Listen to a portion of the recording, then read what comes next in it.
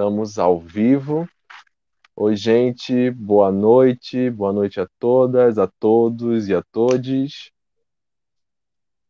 Pois é, galera, boa noite. A gente está aqui para conversar com vocês. Meu nome é Rivaldo. E eu sou o professor Helder. Você já deve ter conhecido as nossas carinhas ao longo dessas 2 semanas no portal. E então, a gente quis trazer para vocês um tema hoje para chamar vocês, a gente quer convidar vocês a entender sobre a data do 31 de março, que para nós, historiadores e sociedade civil em geral, e para pessoas que defendem os direitos humanos, é uma data muito importante, porque é uma data que faz a gente é, relembrar o momento, entender como é que funcionam as estruturas de poder nesse país, e também é uma data de disputa, é uma data de controle de narrativa. Eu, conversando com o Rivaldo hoje mais cedo, a gente chegou à conclusão que vivemos num período de guerra de narrativas, em que existe uma narrativa mais consolidada entre a sociedade civil, a pessoal que constrói os direitos humanos, os professores, historiadores, pesquisadores sobre o período da ditadura militar, que dizem que o Brasil sofreu um golpe no dia 31 de março de 1964, um golpe orquestrado tanto por militares quanto pela burguesia, pela imprensa e outros membros da sociedade civil. E existe uma outra narrativa que a gente diz que é que nada contra a corrente, e essa outra narrativa diz que não foi um golpe, foi uma revolução. E esse sentido de ser uma revolução, de ser uma luta contra um inimigo externo, um inimigo vermelho, é o que predomina hoje nas narrativas atuais no Brasil, no, na segunda década do século XXI, em plena pandemia. Por que a gente precisa discutir isso? Porque é uma coisa que já está sendo retomado pelo Poder Executivo desde 2019, pela atual gestão do Estado desde 2019 sobre a retomada dessa temática. E eu acho que é interessante e é fundamental, não só para vocês, enquanto estudantes, entenderem sobre esse período, sobre o porquê dessa data, que ela deve ser ou comemorada ou rememorada, mas é interessante vocês entenderem para além de um conteúdo do Enem. É importante vocês entenderem para a sua formação enquanto pessoa, para a sua identidade enquanto brasileiro, e a gente quer discutir, conversar com vocês sobre isso. Eu acho importante, Helder, pontuar que existem certos momentos na vida de uma pessoa, na vida profissional, pessoal ou até política, em que você precisa ocupar alguns espaços de fala. E nós, quanto professores, como historiadores, nós precisamos ocupar o espaço de fala, o espaço de discussão, quando alguns assuntos eles aparecem para a sociedade civil e precisam ser tratados de forma mais cuidadosa. Exato. Então, é, com isso, a gente quer trazer para vocês o que foi a ditadura militar no Brasil. Nós vamos ter uma aula específica sobre isso mais para frente, no adiantado conteúdo, mas nesse momento, nesse sentido, hoje, a gente quer fazer essa pequena apresentação para colocar para vocês esses dois campos, esses dois conceitos que são de comemorar e de rememorar. No sentido de que a gente está trabalhando com história, e história também trabalha com essas relações de memória individual, de memória coletiva. Então, essa noção de comemorar e rememorar é importante para a gente entender sobre a ditadura militar. Dito isso, o que é que seria comemorar? Comemorar teria uma situação muito, seria um conceito muito mais de celebração, um conceito muito mais festivo, de você comemorar um fato, um acontecimento importante, ou celebrar a vida de uma pessoa. Mas o conceito de comemorar, ele é expresso em vários momentos da nossa história do Brasil. A gente comemorou recentemente a Revolução de 17, que Pernambuco é meu país e Abreu e Lima é o país de Rivaldo. Então a gente comemora também a independência do Brasil, mesmo com trancos e barrancos, temos esse sentido de comemorar. Nós comemoramos aniversários, nós comemoramos o aniversário de Recife Olinda, então a gente tem esse sentido de celebrar a vida, celebrar algum momento positivamente. O que a gente não consegue comemorar bem é o genocídio da população indígena a partir de 1500, ou o ataque a Palmares a partir do século XVII, ou mesmo você tentar comemorar o tráfico de escravos ou o processo de escravização aqui no Brasil. Ou há vários outros acontecimentos que remontam a um período de brutalidade, de genocídio. Então, a gente não consegue comemorar de maneira positiva alguns acontecimentos na história do Brasil. Então, eu acho interessante a gente pensar nesse sentido do que a gente quer comemorar, falando sobre ditadura militar. Porque o atual governo, o atual chefe do executivo, tem essa visão de você comemorar junto. Você comemorar, você celebrar um momento na história do Brasil, que eu acho que o Rivaldo pode falar um pouco melhor do que eu sobre isso, que não é significativo positivamente. Foi significativo de maneira trágica na nossa história brasileira. E ao mesmo Rivaldo? tempo, Helder, e talvez a palavra comemorar não caiba bem dentro desse contexto, a palavra rememorar talvez caia muito bem, porque rememorar traz a ideia de lembrar, e não necessariamente de forma positiva, mas colocar exatamente em questão sobre o que foi aquilo, quais são as suas reverberações para o futuro, o que ele deixa, no que ele mexe, no que ele permanece, no que ele se molda.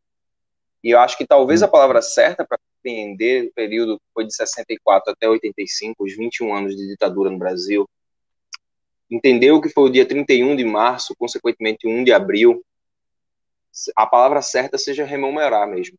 A gente parar para pensar sobre quais são os agentes, quais são os atores desse período e o que na vida deles vai mudar durante esses 21 anos.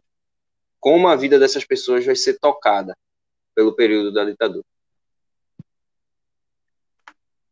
Dito E isso, agora a gente chegamos começar no outro conceito. sobre ditadura. A ideia é que essa não seja uma aula expansiva e a gente pode ter uma aula incrível de 50 minutos só conversando sobre o conceito de ditadura. A ditadura é um conceito antigo. Ele remonta desde a Grécia e Roma. Só que, como todo conceito ao longo da história, ele vai sofrendo as suas transformações. E quando a gente fala da ditadura nos nossos séculos, aqui a partir do século 20 e 21, que é o nosso 21 no caso, a gente está falando de ditadura sempre como uma oposição à democracia. E a gente vai ter alguns pensadores, como o Bob, entre outros, que vão tentar definir o que é uma ditadura, mas uma constante sobre o pensamento de todos eles é que a ditadura ela sempre é uma oposição à democracia. E se a gente pode entender a democracia como um modelo de governo de participação, de liberdade, de possibilidade de voz, a ditadura ela é o contrário disso, o oposto. O silenciamento, o roubo da possibilidade de falar, a perseguição, a repressão. E talvez a palavra repressão seja a palavra que melhor defina o período de 64 até 85. É a palavra que talvez consiga esmiuçar melhor o sentimento de toda uma população durante esse período. Pode dar uma passada aí, Helder, por favor? Obrigado. A pergunta é, por que não devemos comemorar a data? Por que talvez rememorar? Eu acho que alguém pode responder isso para vocês melhor do que eu. 1965. Cheguei na brechinha de a outra casa, na porta, e fiquei olhando ela. Chegou um carro com umas pessoas. Desceram dois homens fortes e começaram a lutar com ela. E aí eu cheguei na porta do carro, me juntei a ela e mordi a perna de um dos homens. Eram dois homens, mas tinha mais dentro do carro. Eu mordi a perna dele e ele me deu um chute. E deu também umas pancadas, uma no meu rosto, o meu olho. Eu fiquei meio atordoada. Não sei se desmaiei, não sei como entramos no carro. Sei que quanto tempo o carro rodou foi muito. Eu estava com o olho meio doendo e eu passava a mão e eu via tudo escuro. Ele estava inchado e tinha sangue.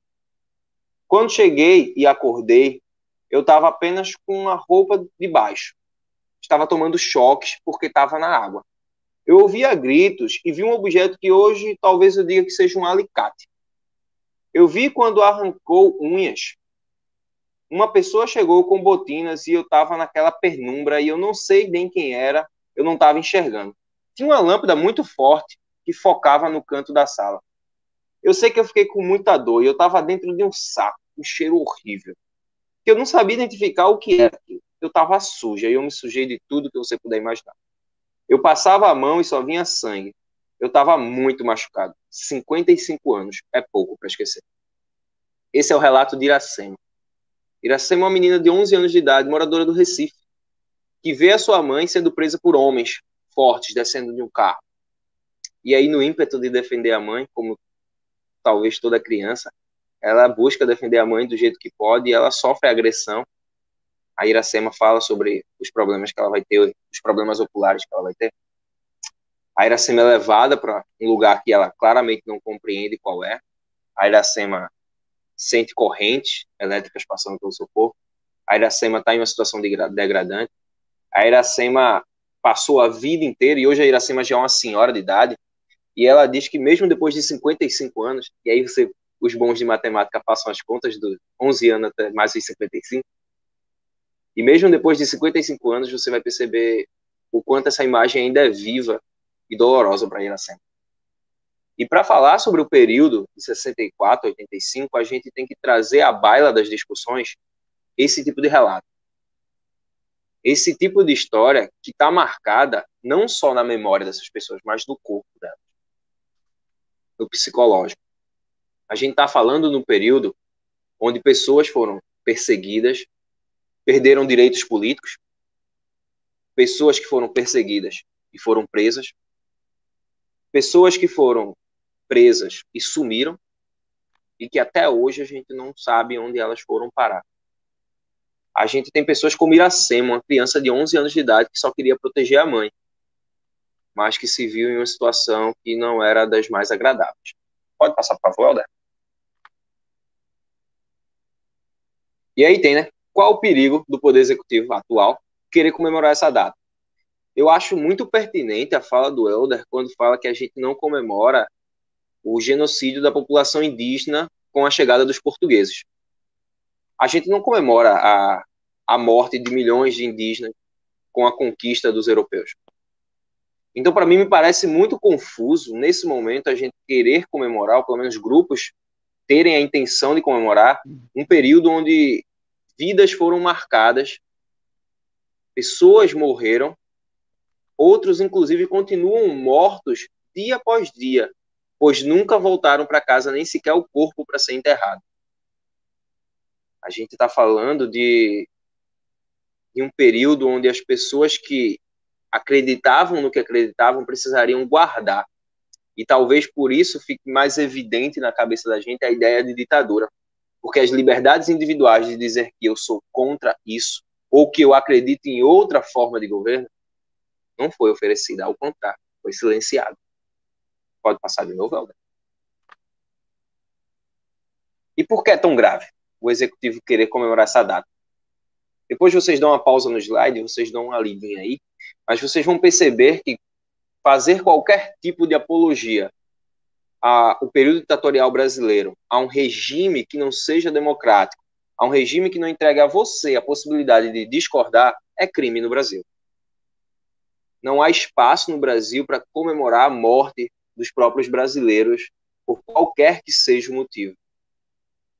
Passa de novo, Helder, por favor. E por que a gente veio fazer esse vídeo para vocês? Será que era só porque hoje, não sei quando é que vai ser lançado o vídeo, mas hoje é 31? Na verdade, não.